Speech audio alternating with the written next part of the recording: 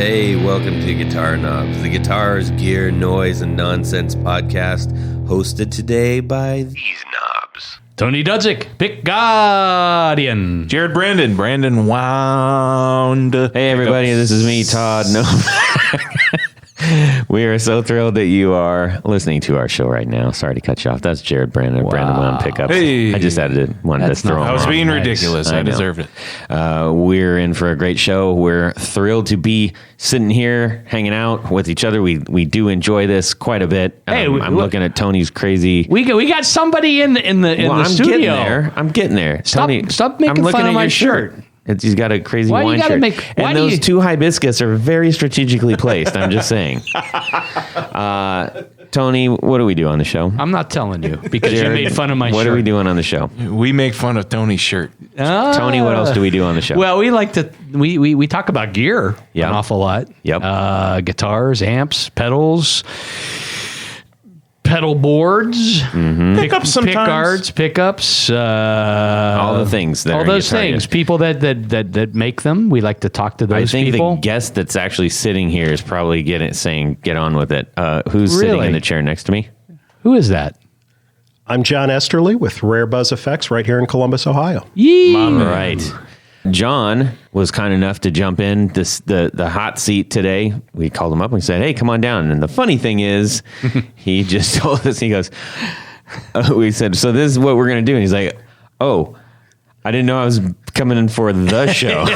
He just thought he was coming down to drop off a couple pedals. So surprise. The doors are locked. He can't escape. Yes. If you have a moment, you want to head on over to Instagram, where can they find you? So you can find me on all the socials at @RareBuzzer, and you can find me at www.rarebuzzer.com on your phone, like Jared's that he Yeah. just dropped on the table. Yeah. So go out and do that while we're having a chatty poo here, and you can see the work that he's doing. But not if you're driving. No, but not if you're driving. John's been a great supporter of our show. We appreciate that. For real. Thank you very much. Yep. It's great having people like you out there communicating with us too. You are active on the communication things, the devices and such. So we're going to talk to him about his pedals and his guitar background and la-di-da-di and all that business. But first, we've got a couple things. We want to thank who, Tony? Rode. Microphones. All right. Did you guys rehearse that? Or Yes. All right. And the Rodecaster Pro. The Rodecaster Pro. What's wrong with you? Try not to cough. The Rodecaster Pro. Yes, this beauty, this machine, this lovely device brings our horrible voices to you on a weekly basis. Speak and for we're yourself. grateful for Rode for providing this to us. If you are interested in podcasting yourself, this is a great place to start. If you are just hoping to record your sounds in your room or your living room or your basement or wherever that may be, Yes. hopefully not in a van down by the river, this is a great machine for that as well. We I also, believe we would call it a game changer. Yes, you just did. Oh. And then we've got our fabulous Procaster mics, which Yes. we love dearly. Yes. What's And the best thing about them, though? John, what's the best thing about these? Well, they really do articulate. I was amazed when I got here and found it to be the truth. It is true. is. Articulating It looks arms. like a Japanese robot from Domo Australia. arigato. And that's a good thing. Anyways, also, I want to... so here's the thing. One of my favorite guitar players in the whole wide world, Me? Joel Patterson, Oh, yes. just released an album. He redid the Beatles in instrumental. Wow. And it is, I cannot wait to hear this. He is absolutely one of my favorite guitarists to listen to because it's all instrumental and he is so talented. Yes. I saw him out in... He's out of Chicago, Yeah, I know. plays all the time out in Chicago. If you are in Chicago, you must do what you can to catch Joel Patterson. Anyways, so he did a little pre-sale on his album that he's releasing. And I got two of them. One for me One for me? and one for our Patreon listeners that I'm going to give it away to them. Wow. Yep. I'm excited about that. How do I become a patron? Well, we're going to tell you at the end, lengthily. But for right now, you can go to patreon.com/the guitar knobs. Yeah, check it out. And do it. we also have a message that I wanted to share based on something that we just discussed, actually, our Would You Rather. It was great. Jonathan Jerusik, a longtime supporter of our show and Yes. a good friend of ours, sent a note to us after hearing this lovely Would You Rather. It was one of our favorites, actually, and I think I remember getting a little bit like, I was like, wow, man, this is like hitting my heart You right were now. verklempt. So he says, hey, buddy, great show. I've been having a few bad days at work and had some bad situations out of work. Luckily, everyone is okay, just a hard time. And your show really helped me relax and just mellow out. Also, the Would You Rather question kind of hit home. I actually broke my wrist in 2006, and for 2 months, I couldn't play guitar. Then when I got the cast off, it hurt and felt like I needed to relearn how to use my strumming hand. I can say it wasn't easy, but I'm back to where I was. And second, I had an old friend whose older brother, who was like an older brother to me, who had inspired us to bike and play guitar. Anyways, he got in a BMX race accident and got amnesia from the accident. He forgot a lot, so he was a 16-year-old reborn in a way. That's pretty heavy. I remember he actually had no clue what a guitar was, but surprisingly, he remembered how to play the guitar. So he picked it up and it clicked right away. Super weird, but I thought you would like to know that when you said it made you feel sad the same way. So there is hope. Yeah, music is... Hope springs eternal. Yes, all those things. So thank you so much, Jonathan, for sending that to us. I read that and I was like, wow. You know, you didn't have to share that, but you did, and I really appreciate that, and I encourage others to do that as well. We love hearing those kind of stories. Yeah, that was really nice. Gentlemen, let's talk about what happened in our Guitar Worlds this week. Tony. I actually came up with one that I was really pleasantly surprised with. I was kind of flipping through Amazon Prime Video, and there were a couple of documentaries that I wanted to watch. They have some really good ones. That's about the only place you can find those good rock documentaries. Well, this one was one called Beside Bowie, the Mick Ronson story. Yes. So good. And so good. sad. And so sad. I had no idea. I mean, I knew Mick was always a phenomenal guitar player. Yeah. The stuff he did with Bowie and then with Lou Reed and, others down the pike. He actually produced one of the last Morrissey albums, too. Yes. That was one of his last projects. It's so sad. But I didn't realize what a genius he really was. Apparently, after somebody showed him how to actually chart the entire band, he charted all of Bowie's stuff, came up with the string sections and different things like that. And all these people that are on this documentary were saying, I mean, he's just incredible. Rick Wakeman was saying. He really was like the guy behind all that music. I mean, Totally. I mean, I think that Bowie might have even taken kind of a back seat to some of the minutia stuff when it came to the albums, and that was Mick.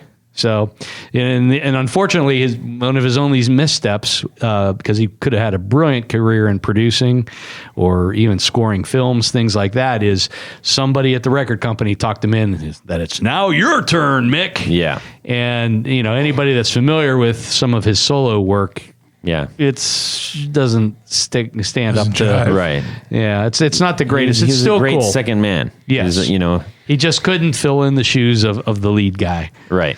And and that was but if you have a chance, I think it was still free last time I watched it, and it's well worth watching. I agree. Beside Bowie, the Mick Ronson story. It's also interesting to hear. There's another Bowie feature on Prime that is all the other guys that were in the band that they're echoing it. It's a totally different thing, but they're basically saying like, yeah, we made all the music and didn't get paid a dime. Exactly. It's like, ooh, dang. Ooh. But it is very interesting. And even though that happened, you kind of get the impression that they're not it's not like they're so mad that they don't appreciate what happened. They're like, we toured the world. We blew up the world with music. Like, totally. But anyhow, yes, agree. Go see that. John, how about you? Well, like I mentioned very briefly, Yep. I got a new guitar this week. Ah! Yeah. Ding, ding, ding, ding, ding, ding, ding, ding. What is it? Well, let me answer that with a story. Okay. So, in the process of developing the Cranberry, which I'm sure we'll talk about later, I decided I needed a crummy guitar with cheap, horrible pickups. And Jared, you were out of town. So He's been here 5 minutes. So I got a Squire Telecaster, Okay. and I got it on sale and proceeded to fall in love with that guitar. So I always told myself if I could come up with a good deal on a real Telecaster or T-style guitar, I'd jump on it for home. Well, fast forward to last week, and I get these emails every day from a major guitar retailer. And they had a G&L T-style guitar on ridiculous sale. Oh, is that the stupid deal of the day? yeah, Stupid deal yeah. of the day. And I thought about that. I even deleted the email and then went back into the trash and said, nope, here it is. So, Oh, how many times have we done that? oh yeah. Yeah. So I snapped that up, and Tony, you'll be happy to know you no longer need to create a pick guard for a Godin radiator, which you and I had talked about via Oh, email. yeah.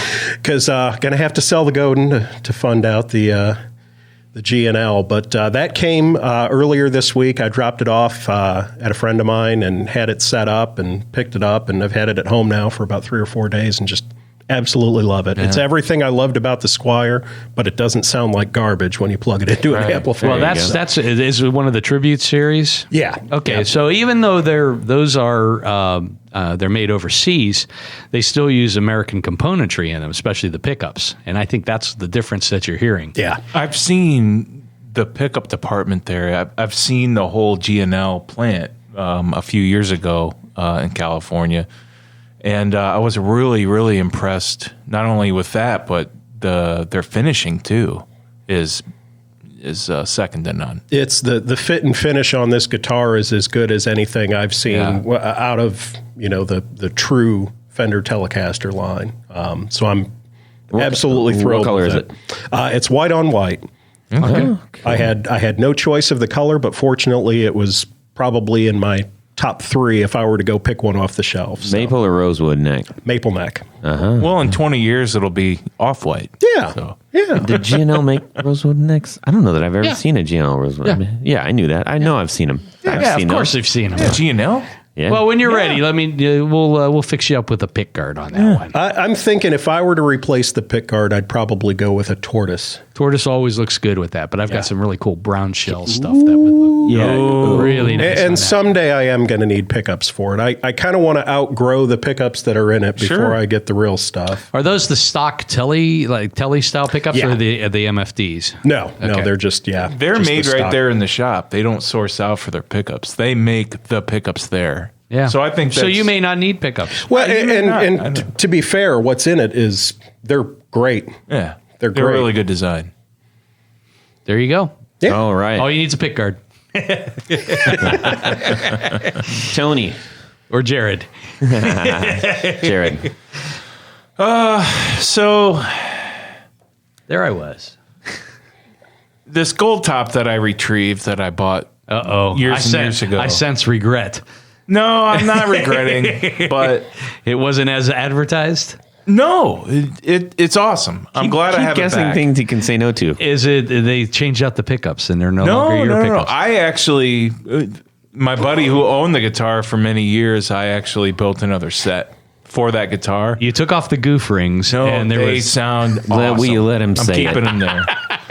No, I couldn't get by the fact that it was refinished one time, and years ago when I had gotten it, I found out it wasn't the original finish, and I was in my early 20s. I was a Dumbo, and I just took a razor blade and scraped off all the secondary, and they just sprayed it right over the original. They primered over the original gold finish, and I scraped it down to try to get. But there's little spots where the lacquer had whatever deteriorated or whatever. Yeah. Where there's still lacquer spots, and it just got on my nerve. I couldn't take it anymore.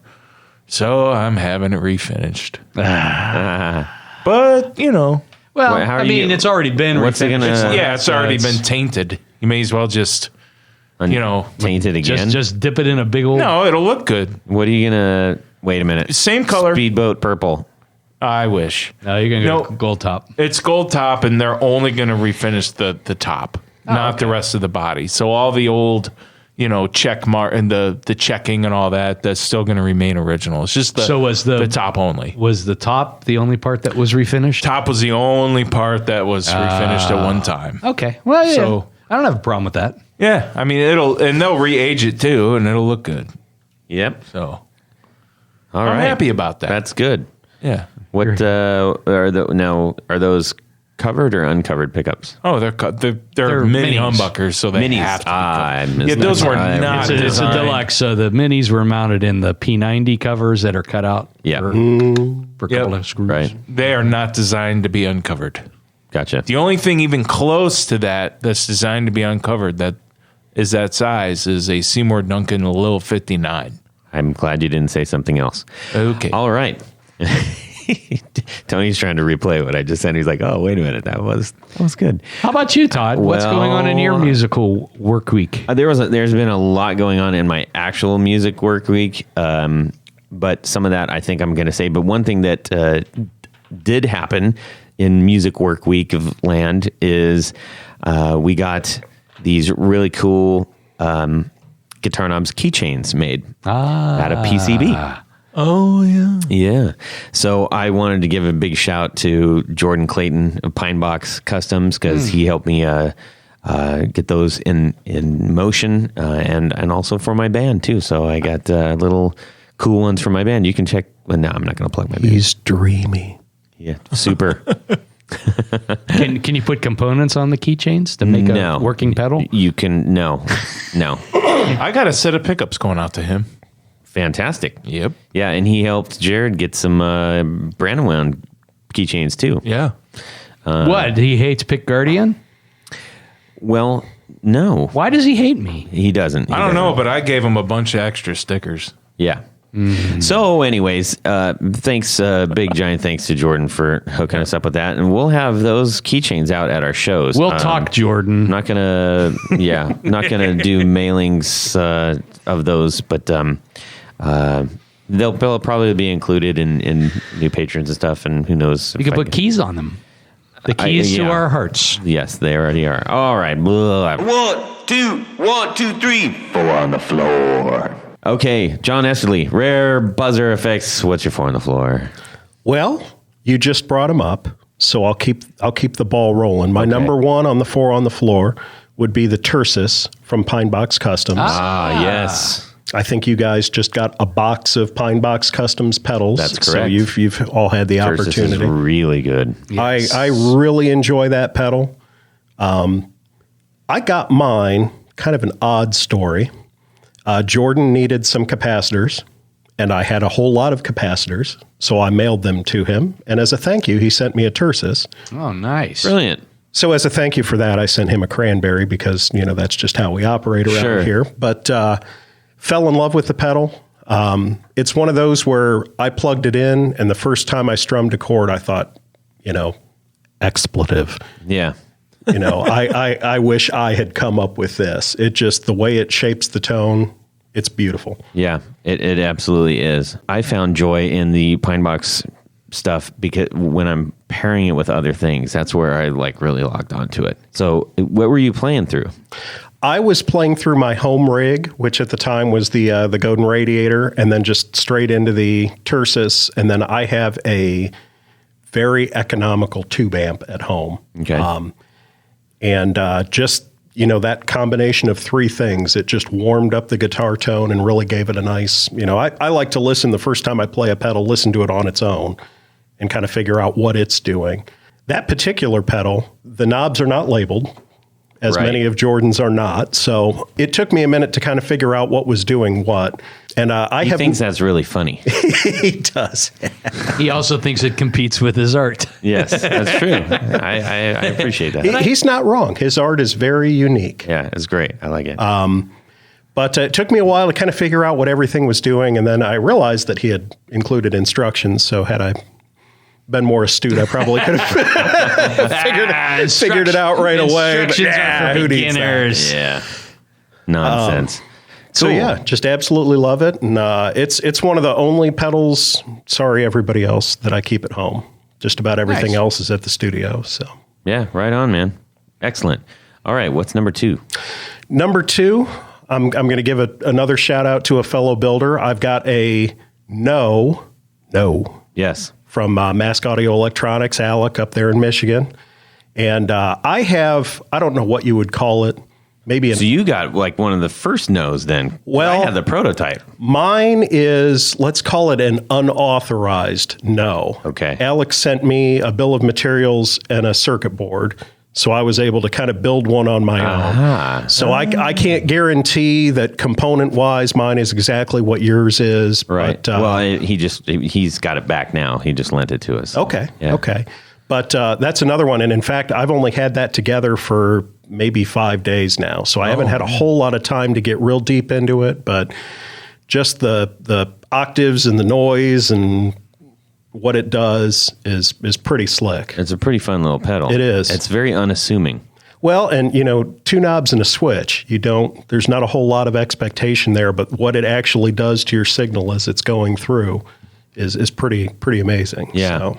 Yeah, especially when you start messing around with like different tones, different pickups, rolling off your tone, rolling off your volume and stuff. It gets pretty fun. Absolutely. Now, that didn't replace anything?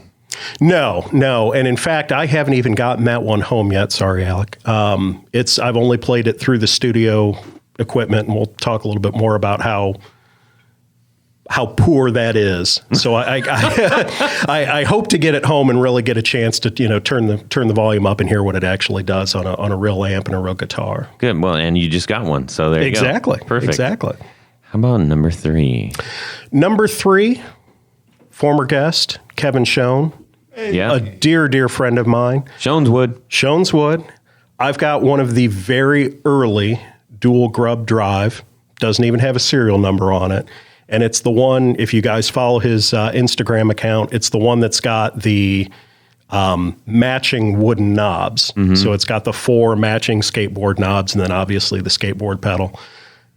It sounds lovely. And you've got 2 of something sounding lovely, but it could not do anything. And it's just an absolute piece of art. It really is. They're beautiful. Yeah. They're so fun to look at. His work is just amazing. He puts a lot of time into every pedal. For those of you that are considering purchasing one, he spends 2 or 3 weeks building each one of these. So it's not something where he's just throwing parts together and stamping something on the enclosure like a lot of the rest of us are. He builds these from scratch by hand from used old skateboard decks, and they're beautiful. And he's very choiceful too. Episodes too. Yeah, that was a great one. Sorry. He's very choiceful about the pieces that he uses. So he tries to make sure that at least the face of it has some kind of, the graphic on a skateboard is represented. And he's been so creative with some of those. He's got one, and I think it's another grub that the art on the skateboard deck is a car, and he's got 2 LEDs for when it turns on, and they're the headlights of the car, and it kind of wraps around the side of the pedal. Oh, it's just cool. it's about the neatest thing I've ever seen. If I didn't already have the one I had, Sure. I'd probably be showing it to you in person here. So. Very creative fellow, and a pretty good musician too. He's had some great stuff. All right, we're 3 for 3. Are you going to make this 4 for 4? Or? Well, number 4, I'm going to give a shout out to another fellow builder, Aisha Lowe. She's out in California now, recent transplant to the West Coast. And I have one of her... Aisha Lowe. Okay. Low Sounds. And I have one of her Atari fuzzes. And what Aisha does is she takes an old Atari controller, like we all had when we were kids. Yeah. And I still have mine, by the way, the whole set. And she builds a fuzz into that controller. So, think of how that looks on your pedal board. And With the joystick and everything? With the joystick and everything. And and I don't know the one that I got how it's tuned, but it sounds like butter. I mean, it is just, it's another one that I keep at home, and it just, whew. That's cool. Yeah. What's the sound profile on it? This one is a fuzz, and it's a germanium fuzz, so it's got kind of the warmer grit to it. In fact, she had built 3 or 4 of them and posted one on Instagram, and I said, I want one, and I want that one, because that's what, and just something about the way that one works, it sounds beautiful. Excellent. Is it like creamy or super Velcro-y or?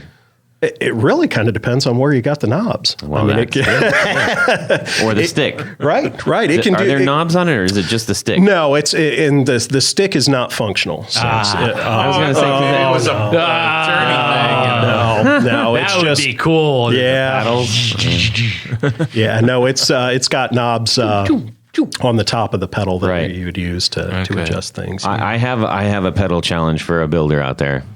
If you can find an old Intellivision console my dear.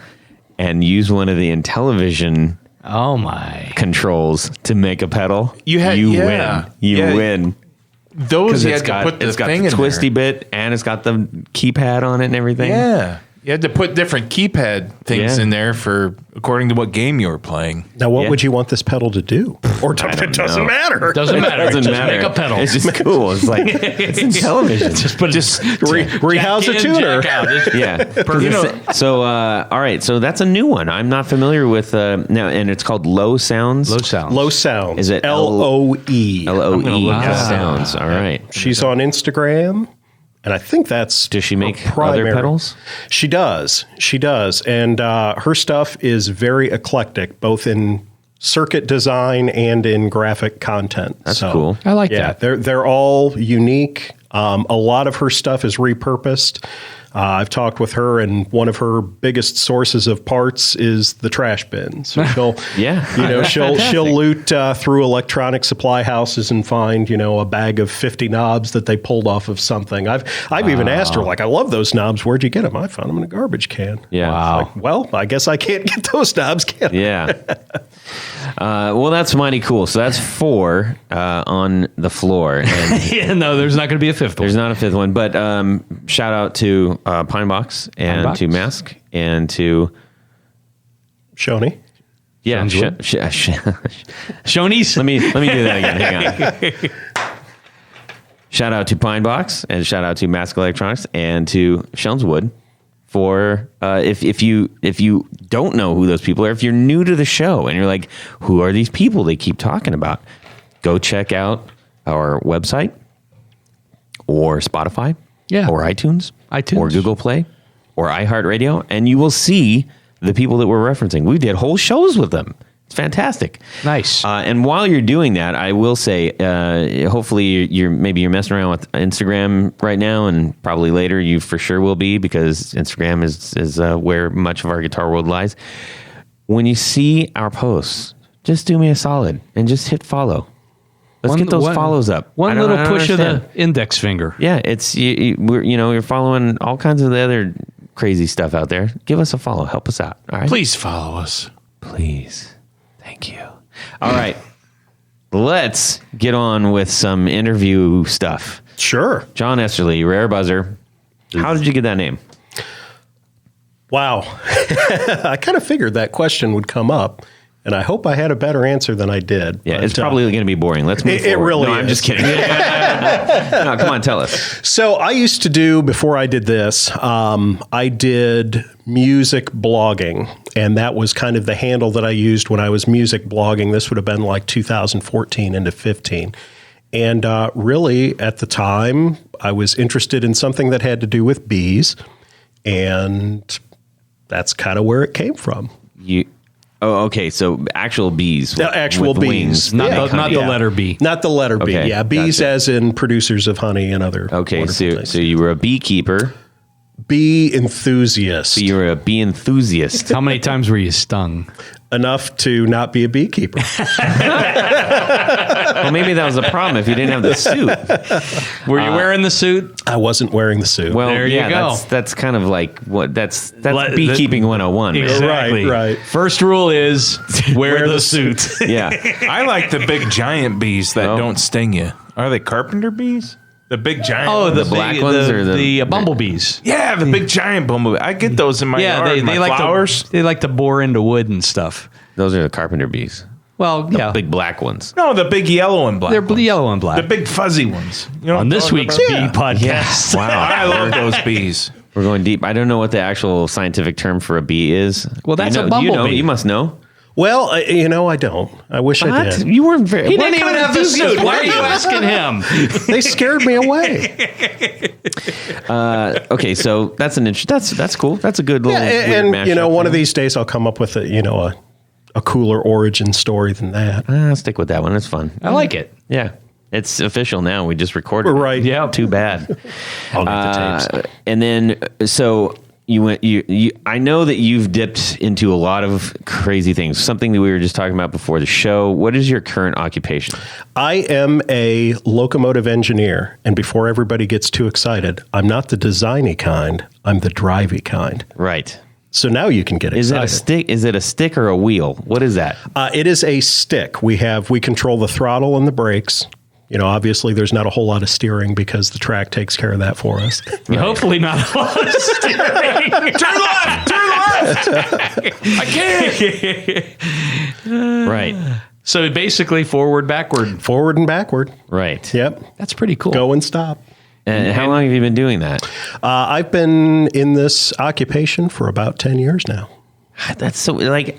I just gotta ask. Like, I'm fascinated with like what people do when I don't know about you guys. When I'm driving around or I see people walking around, I'm like, I wonder what that person does. I wonder what that person. And then if you go into an area, you're like, what the hell do people out here do? That happens a lot, especially if you're in Ohio. And let's see here. How did you fall into that? So I'm married into it. My wife's family, as best we can figure, were at least the fourth generation to do this. So I did automotive for about 10 years, which seems to be kind of a running theme among pedal builders. There's a lot of us that were in automotive or are in automotive Sure. repair. I used to work at a vintage Porsche restoration shop, No kidding. but I don't build pedals. I mean, You do not really. enough. Yeah. So spent 10 years in automotive. Met my wife at a wedding in 2004. And then in 2011, transitioned over onto the railroad industry. So, again, spent a lot of years listening to them talk about it at holidays and thought, boy, that'd be a great idea. and what's Nervous, smile. You don't have to answer that. Yeah. Did you get the hat though? You got a hat, right? I have a hat. Yeah. Yeah. That's fun. So we got a train kind of cruises pretty, close enough to our house to where we like it, but we're not like, oh my gosh, this is the worst thing ever. Get us out of here. It's like our buddy, and it comes by, we're like, hey, there's our pal that train. Do you have to go out there with like the big oil can like the old days? No. They pretty much take care of that stuff Where's on their the own. fun in I know. I mean, that was a big. You ever seen those things? They're like giant things with this giant spout, and they used to pour them into the little. Back when I was a kid, Yeah. we'd go down the train tracks. When your hoop and your my- stick made it to the train tracks. Now, one last question. Sure. Is there an actual problem with people putting pennies on railroad tracks? Especially Paul McCartney.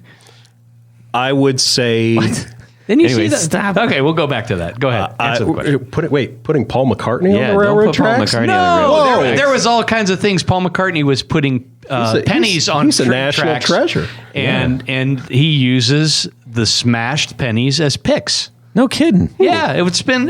I didn't know that. Go to the Facebook. I can't believe everything on there. Go ahead. I would say the appropriate answer to that is for you to get close enough to the railroad tracks to do that, you'd be trespassing. However, Even if you're crossing the road? a 435,000 pound locomotive is probably not going to take much damage from a 4-gram penny. We're sorry for this digression. It's just not every day we meet a person who drives a train. So hopefully you're just, I really hope you're still listening. They are still what is the listening. difference? They're Just real riveted. quick, what's the difference between an engineer and a conductor? Because we didn't know what to call you. That's a besides great John. question. The engineer is the one who is physically driving the train. The conductor is the one who does all of the other things associated with moving a train from point A to point B. So it's like rally car, except really slow. right. Okay. And does So- he punch the tickets too? He does. He does. Okay, that's enough. We're done on the train podcast. You can go check that out. Oh my gosh, it was dreadful. Now, back to your pedal building Sure. and all that business. So you've dipped into a lot of professions and stuff. You got into pedal building, I'm sure, as a hobby probably to start with, or did you say, no, that's my new career? Well, I think the genesis of the pedal building, I might be a little different than some of the other folks out here. I picked up my guitar for the first time in 2014. I've always been musical. I was in the marching band in high school. Played several instruments growing up, but never really got into guitar. So later in life, picked up a guitar and then went to buy my first pedal. And I'm like, good Lord, these things are expensive. I've done a lot of electronics. My very first job was as an electronics repair person back when we had those things. So I thought, let me do some digging, found some schematics, and I thought, man, this is something I could do. And then you start looking at the economies of scale and you think, man, if I built 50 of these things, that one that I want, significantly less expensive. And then you end up with 50 of them. So I think where I started, where a lot of people start by building one or two, I kind of started at scale. Oh, Which everybody's free to do their own thing, but I would not recommend that. sure. What was the genesis behind doing that? Again, it was just the kind of thought that I could, if I built 50 of these things, I can build them for much less than if I only built one or two. True. So I looked at building 50 of them, which is a great idea if 50 of them work. And I think now would probably be a good time to digress into the Cranberry version 1 fiasco. Okay. All right. Sounds good. So Cranberry version 1, you guys have version 2, which is a fairly, I'm not going to use the T word, a fairly unassuming drive, transparent. Okay. But its original life was as a fuzz pedal. So I had a fuzz design, tested it at my studio. Yeah, because you called it the Cranberry Fuzz. Right. Right. And it sounded great through the equipment that I had. So I thought, awesome. Ordered parts to make 50 and started sending them out into the world. And as more people tried them with more combinations of guitar, amp, and other pedals, it turned into an absolute catastrophe. Oh, no. There was a pretty substantial noise built into the circuit, and depending on what rig you were using, particularly single coils into a Marshall amp, for whatever reason, that combination was just everything horrible that pedal did. Well, especially if it was from a amplified Strat. Yeah. What about Jimi Hendrix? Yeah. Anyways, I don't think he used a Cranberry. No. So with the Cranberry, I kind of went back to the drawing board. I stopped production, but of course, at this point, I've got parts to make 50 of these things. The enclosure is the most expensive single part of most pedals. So my plan was, let's build a circuit that'll fit in what I've already got existing without having to modify the enclosures. So started playing around on a breadboard, and 13 months later, we ended up with what you have in your hand there, Which is Tony, the Cranberry Drive, the version 2. Okay. Almost all of them that went out into the world as fuzzes have come back and been rebuilt as drives. So if you if you come across a Cranberry fuzz that's still a fuzz, you might want to hold on to that. That might be worth something. Yep. I could get exact numbers, but I think there are only 4 or 5 left that are the original fuzz circuit. And again, depending on your setup, they can sound wonderful. Yeah. But just for whatever reason, I would say about 50% of the time it did not play well. So that's where I started. It's the Meat album from the Beatles of the pedal world. That's right. Okay. That's right. So that's about this time is when I decided I'm going to get something. We talked about it in the This Week in Music. Yes. I wanted something with single coils that would put a lot of noise into a circuit. That's when I came across that Telecaster, that Squier. So that's the only thing I use to test pedals at the studio now. And, God help me, I lose that guitar, I'll never be able to build a pedal again. 'Cause I can tell you just by sound what my pedals sound like through that crummy Squier into my Fender Champion amp. I had mentioned a little earlier while I'm kind of thinking about it, about the kind of the unique situation I've got at my studio. I cannot play a live amp at my studio. It is an artist's colony. Okay. So I have to play through headphones. Wait. Oh, yeah. We'll talk about that later. Go ahead. So I have a Fender Champion amp. I just wanted the cheapest, kind of cleanest sounding pedal platform amp I could find because I'm only using it as basically a DI type. I've got the guitar going into it and then playing straight out through the headphones. So every pedal I build, that's how I test it with very few exceptions. Almost nothing comes home to be played unless it's, something I want to test out on a different rig. But, right. And then I've got some friends in the music world that when I get prototypes to the point that I'm thinking about moving them out into the world, we really put them through the paces and make sure that they're not going to blow things up. So. Right. Been there, done that, right? Now, where did you get the cranberry? Where's that from? Well, this pedal, back when it was a fuzz, I kind of went through a bunch of different names. It was going to be the Franken fuzz at one point. It was going to be the zombie fuzz at one point.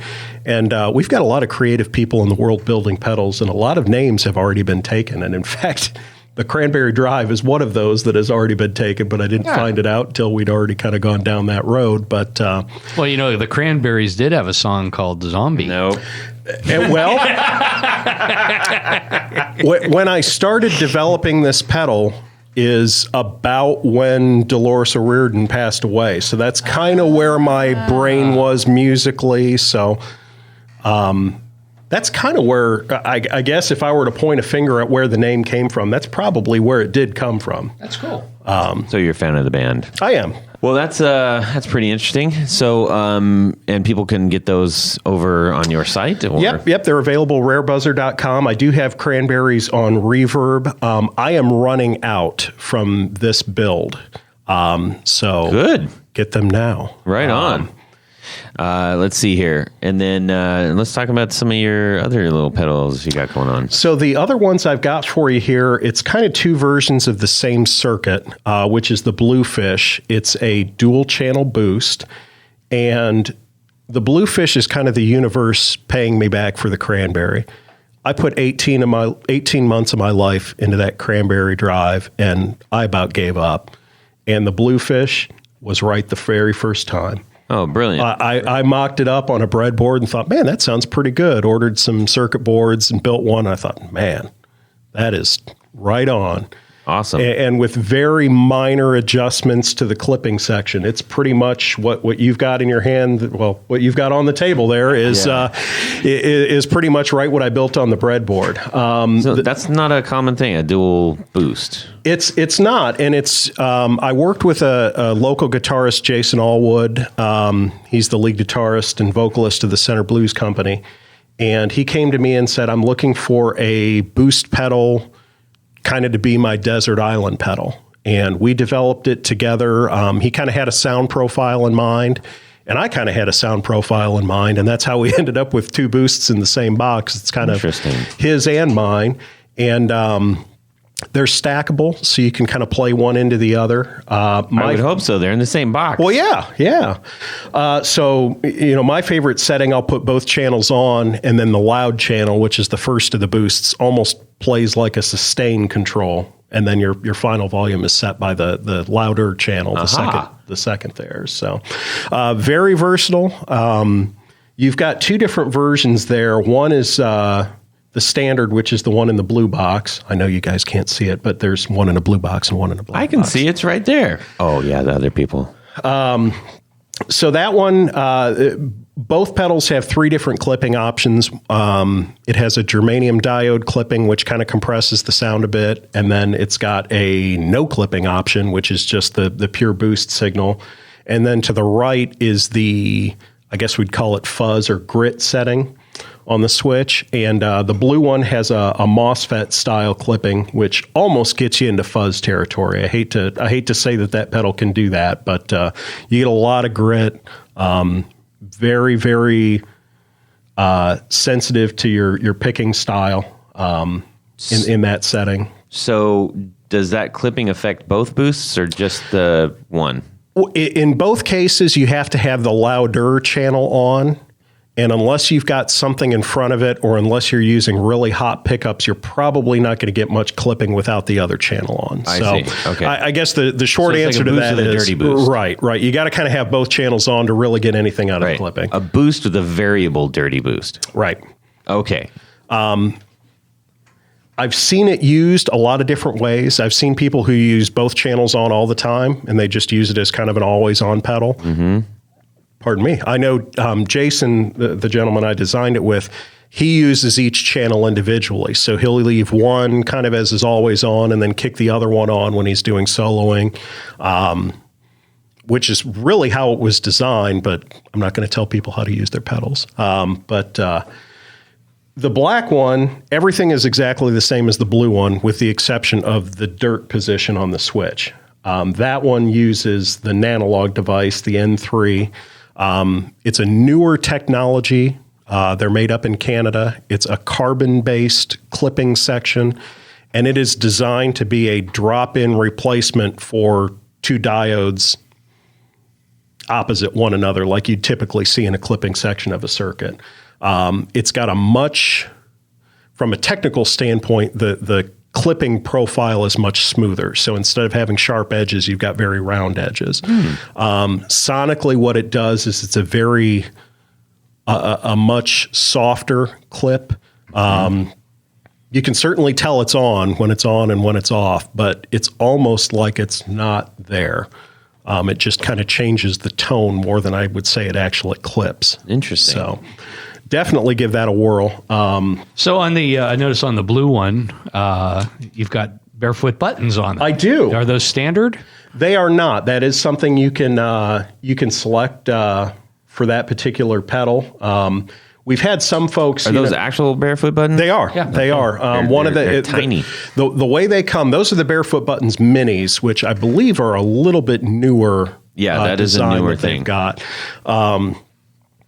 Really, the only complaint I've gotten out of that pedal is that with it being that size enclosure and having two stomp switches, they're fairly close together, and that barefoot button option there just gives you a little bit bigger target to hit at. Yeah, and if they were the standard barefoot buttons, you'd be covering up the LEDs and I'd almost think they'd be touching, running into each other. Yeah, they'd be pretty darn These close. are really slick. I like these a lot, especially like you said, for if you've got a dual, like I've got a Keeley Caverns, and I have two. I'm only putting one button on there because it'll cover up the LED, but it's a clear one. So the whole thing kind of lights up, which is kind of neat. But that's cool. Yeah, these are really slick. Check out Barefoot Buttons.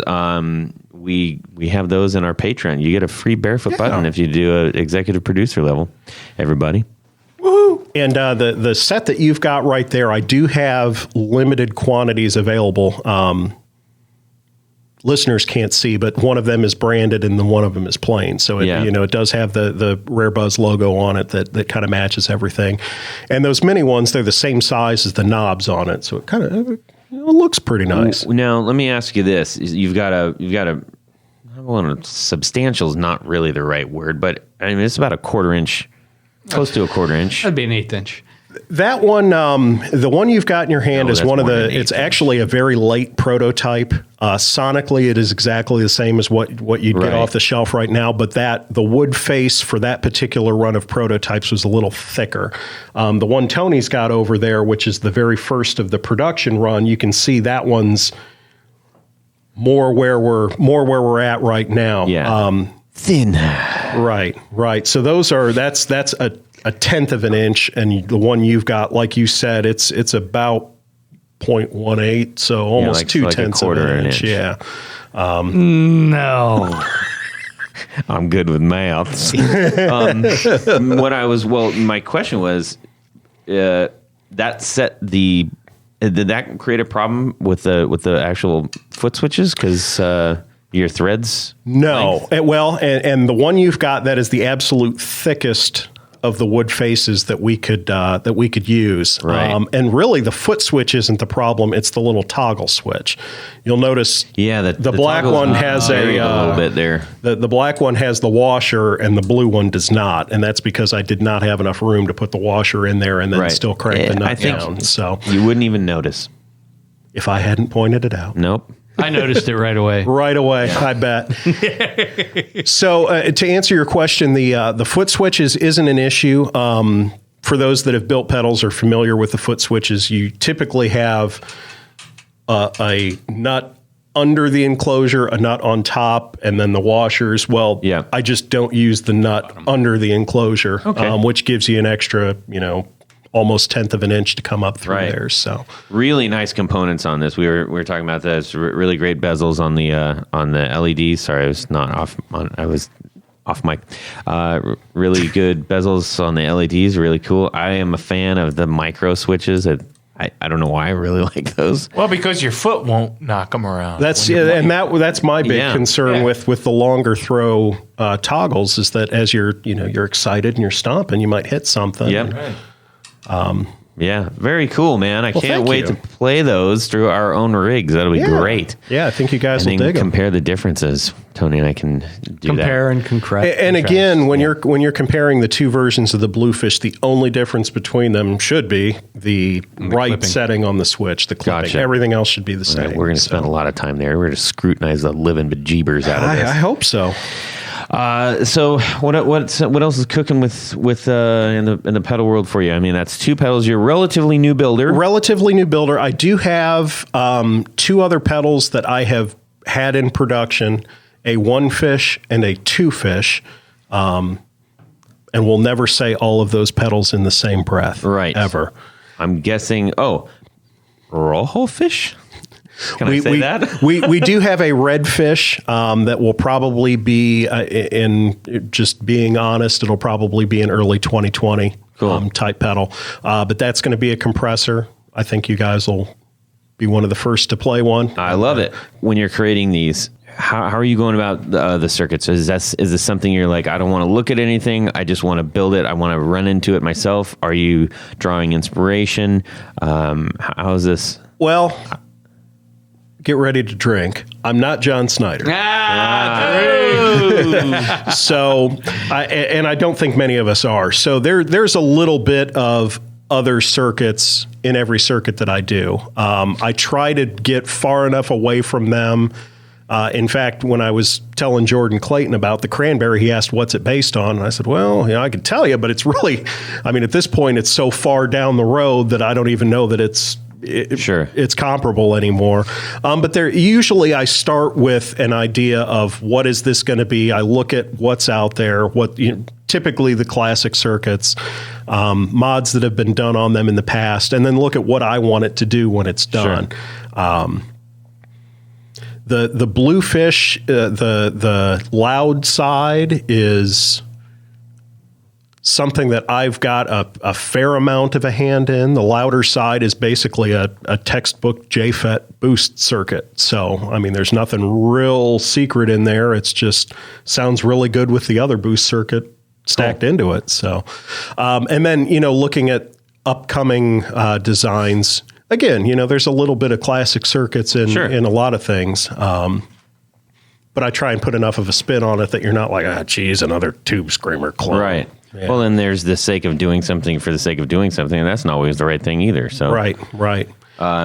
Well, that's really exciting, man. I'm glad that you are progressing nicely. I know that when you had the cranberry buzz, I think we actually talked about that early on when you had the cranberry fuzz. Yeah. And correct me if I'm wrong, but I believe you were actually like, hey, once I get kind of going a little bit, then, maybe we can talk. And Right. I really appreciated that. Right. I mean, it's, I love what you guys do. I love the show. Thank you. I'm excited to be here, but I didn't want to be here and be like, well, this is the one pedal I build. Sure. And maybe sometime down the road I'll build something And they're else. all on So- recalls. Yeah, right. but don't go buy one because Yeah. Well, I'm glad that you got it straightened out, and it sounds like you really doubled down and said, look, I'm going to make these, and I'm going to make these really well, and I'm going to make them sound fantastic, and I'm not going to... You kind of hit, like, the biggest possible pitfall you could make, like, right away. and if anybody out there is interested in building pedals, talk with me and I'll tell you exactly what not to do. Perfect. And in fact, I've got a couple of blog posts on the website that are along those lines, like what not to do when you get started. And I mean, I'm by no means a seasoned builder, but I've made a lot of mistakes, and I hate to see anybody go through the same thing. So. You need to do a book, and that can sit right next to Wamplers. Yes. Here's what to do. Here's what not to do. Yeah. Here's how to mod pedals, and then here's how to screw up your life. And Right. I found a lot of my mistakes throughout the years of what I've been doing have been really great lessons. Oh, absolutely. And that's what I look at them as. Sure. So, if you do make mistakes down the road, just look at them with the glass half full. I've got a bad habit in my life of starting something and never finishing it. So particularly the cranberry for me was, I don't want to pat my back, but it would have been very easy to walk away from it and just eat the cost of, the however many enclosures I had left. But I really thought, okay, we're going to do this. Yeah. And if it takes a year or more, we're going to do it. And it took a year or more, but Yeah. I've got a pedal. I don't play it much because we've got some tough feelings between us because of all the pain we went through together. But when I do build one and I do test it, I'm like, man, I forgot how much I really like the way this sounds. So. Well, it sounds like, with the cranberry, the problem was really in your head. In your head. Sorry, I had to do that. Oh, boo. That was awful. I even booed myself. Okay. That's something I would do. Yeah. All right. Well, hey, that was really cool, man. I appreciate you coming down and sharing that and bringing the pedals. I mean, we're thrilled. We didn't really talk about the pedal that's actually in front of us with the cranberry drive, which has a knob that says Todd, a knob that says Tony, and a knob that says Jared. That's right. That's real sweet. I love that. So there are right now 4 custom cranberries out in the world. Yes, I've seen a couple of the others. There is a Guitar Knobs cranberry, which you have. There is a Cranberry Ahab, which that's the one Jordan Clayton got. Perfect. And then there are 2 Cranberry A's up in Canada. Kevin Schoen has one, and then Kevin Leclerc with Sound Slice Effects has the other. So now, what did you name the knobs on the Cranberry Ahab? That's an awesome question. It's got to be what? I know Tart was Tart. Nice. I think Level was Lubber. They were all nautically themed. Oh, perfect. And then, of course, the Canadian ones are all Canadian. The sauce knob on the Canadian ones is sorry.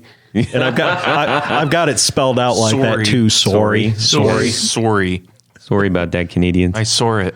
Yeah, that's fantastic, man. All right. Super fun. Thank you so much for coming down. Well, happy to be here. Yeah, we're going to head on over to Would You Rather World. Ladies and gentlemen, it's time for Would You Rather?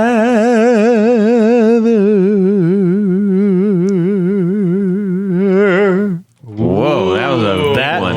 I am honored to have been here for that. Yeah. That's got to be one of the best. It might be. That might be the best one you've done yet. I like the fade out and then back in. Yeah. Very nice. This week's Would You Rather. You're walking down the street, and then you're going to walk up some stairs with your guitar and your amp. It's wintertime and it's icy. That's the and there's no worst. salt. That's the worst. So you're Yes. walking No up the stairs, salt. right? Ugh.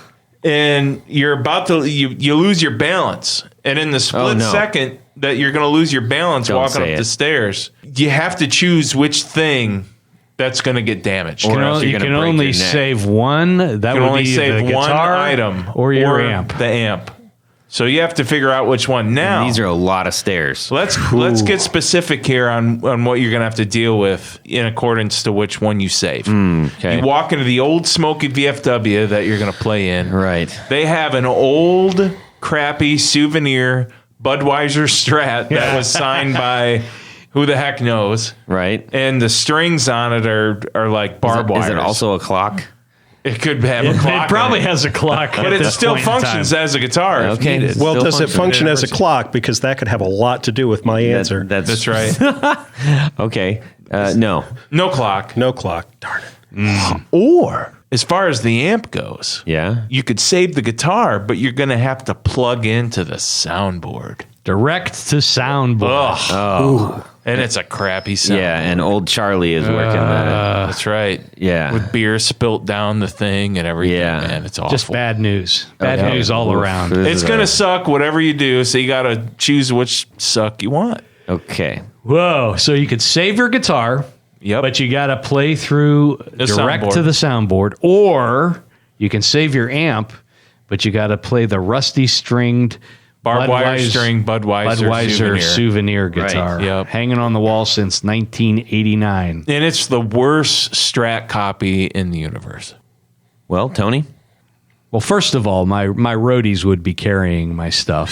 So this is immaterial. But for the sake of argument, I think I'm not, and I don't have any other pedals or anything with me, do I? No. No. Come on, man. I'm hungry. You're hungry.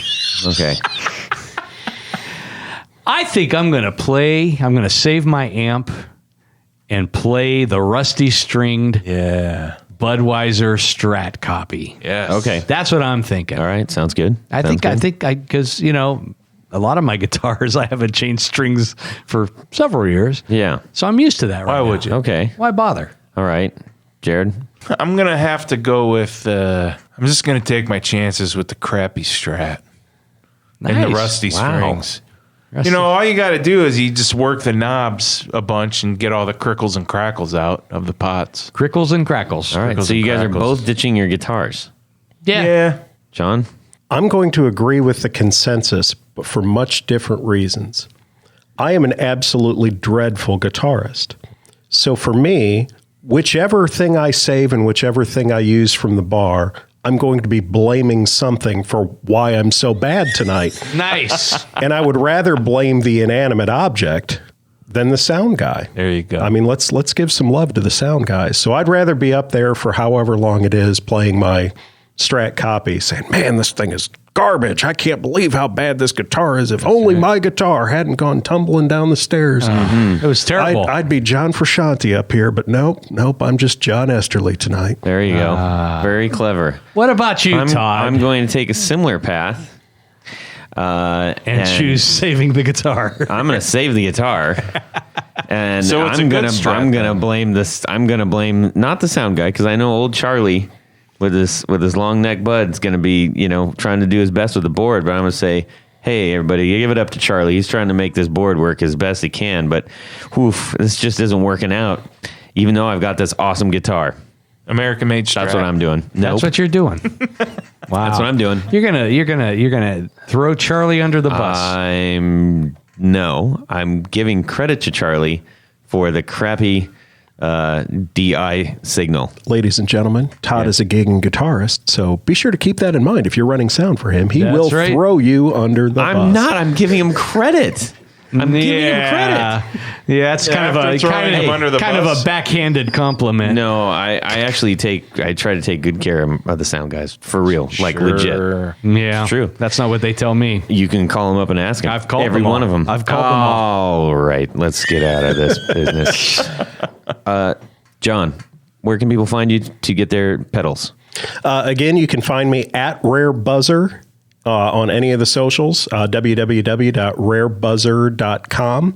And let's just say whenever this episode airs, for 30 days after that, I'll do 15% off anything you can Holy find on the website. mackerel. Yay. All right. All right. I need one of those things. Any remaining stock 30 days after the episode airs. So just let me know when it airs. Fantastic. We will give We you will plenty make of a big heads up. And to-do we'll put a about big it. old It's splash. airing right now, actually. Oh, Yes. Let me tell you, this is live. Holy mackerel. That's the smartest thing Jared said. It's all- Tony, you didn't even tell me I was doing this thing. Yeah. I love getting picked on every time. So everybody, and how do they, is just a keyword, code word? Yeah, I'll do Guitar a knobs? coupon code. Guitar knobs, all one word, lowercase. Perfect. And just enter that at checkout. 15% 15 off. Brilliant. 15. Brilliant. Yeah, we're not giving away the farm. Yeah. Awesome. Tony, Todd, I think you mentioned something about executive producers, didn't you? I did. We need to thank him. Let's thank these people. But before we do that, there's probably a lot of people out there listening that are wondering, what is an executive producer? How do I become one? You go over to patreon.com/the Guitar Knobs, and you'll find a couple of different levels that you can participate in. Become a patron of the show, a sponsor, if you will. Mm-hmm. Each level comes with a wonderful array of prizes, including barefoot buttons, stickers, picks.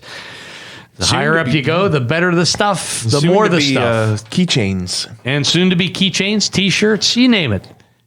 Check it out. Just go there. But when you get to the executive producer level, in addition to all that fun stuff, Jared, what happens? You get to have your name right on the thing. Guess what else, too? We What? got a cranberry pedal given us by John. Yes? But guess what? It has our name on the thing. Each of our are on the names. pedals. Each That's of, awesome. each of the knobs Yep. has a name. Well, that's really cool. And John, we thank you for that. Of course. That's a really cool thing. And I think it has the Guitar Knobs logo on it, too. That's correct. That's very cool stuff. Tom Barazin, our original patron. Thanks, Tom. Martin Cliff, John Daly, Sean S. Chris Kearney, Darren Gregory, Doug Christ, Michael Van Zant, Brad Partridge, Corey Nigro, Hey, the carpenter from Boston. Ken Sayers, Jonathan Jerusik. He gave us a nice little letter earlier, if you remember. That's Yes, correct. I It do. was really nice. Nice guy. Brian Robison, Michael Senchuk, Michael McVeigh, Stefan Lamb, Johnny Knowles, Anthony Lanthrop, John Anglin, Tyler Bray, Tig Harmon, Chris Heidel, John Esterly. That's me. That's him. Yeah. He's sitting right over there. Thank you, John. Thanks, John. Tim Nowak and Doug Gann. All right. Thank you. No, really, we're having fun, but we really do want to thank you and all of our patrons. We really do appreciate what you do for us. It helps keep the show running and help pay for all the incidentals. Yes. Correctamundo. Thank you. Jared, where can people find you? BrandonWoundPickups.com. Take a gander around. If there's anything that you are looking for that you don't see there, just throw me an email. I'd love to build something for you. Cool. What's your email? Jared, Jared, at BrandonWoundPickups.com. Do you do rewinds? I do them for $30 a coil. How fast? A really fast turnaround time, like two or 3 days. That's Okay, cool. Awesome. Tony? Just head over to pickguardian.com. You can see some of the, options that there might be. Sure. Various types. If you need something special, even if you don't need something special, drop me a line. It's going to be special if you make it. Everything is special. If you want to go over to Instagram, go to Pick Guardian and the number 1. You can see some of the projects we've been talking about here on the podcast. Yep. I try to update that fairly frequently. Mm-hmm. But head over, drop me a line, let me know what you need. Perfect. I will take good care of you. Awesome. You can throw me a note, Todd at theguitarknobs.com. You can also DM me on Instagram. We can talk about things, all kinds of things. Send us your notes. Tell us your would you rathers. I ask for them. We like them. We love them. Good. They're we great. love them. I'll do it good. Yep, you'll do it good. Everybody, this has been a little bit of a loose one. Hopefully you've appreciated it. We've had some fun with John here in the studio. Thank you so much for coming down, John. Thank you. Yeah, it's been a good time. All right, everybody have a great Guitar Weekend. Subscribe! Yeah. Do you have any spice you want to throw on that? Press a button or something on it. I would want it to make like a missile command explosion, you know? Well, that's cross-platform, but we can... But if you're like Jared and you're like, yeah, what I was in, then you're not going to be able... We're not going to be able to hear you. Okay. What? Freaking hungry. I have a train thing I want to say. Okay. Okay. Whatever you can think of, it's worse than that. So if you're driving a train crazy. and you have to go to the bathroom, There is a bathroom on the nose of the engine. When you look at a train and you're looking at it head on, you are looking at the bathroom. Do you have to hit it through the window? You have to put it out the window and try to hit it? Or Well, that's it for these knobs. Please visit our Patreon page at patreon.com/The Guitar Knobs. Visit our website at theguitarknobs.com for all of our past episodes, 4 on the Floor blog, and other good stuff. You can connect with us on social too at our Facebook page and share your gear and stories on our Facebook group. Also, be sure to check out our Instagram at Guitar Knobs. Catch you next time.